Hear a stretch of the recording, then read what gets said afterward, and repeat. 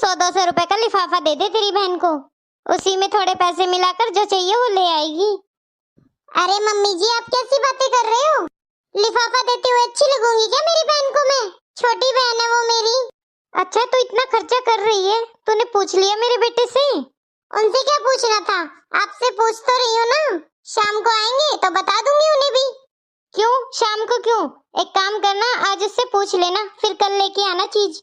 उसे भी तो पता होना चाहिए कितना खर्चा होता है घर में। अरे वाह मम्मी जी, आपने बताया था क्या पापा जी को? अब तू क्या मेरी रीस करेगी?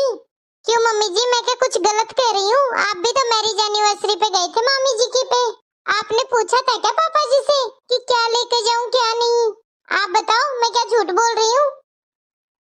बहू थोड़ा सोच कर बात कर, तेरी सास हूँ मैं।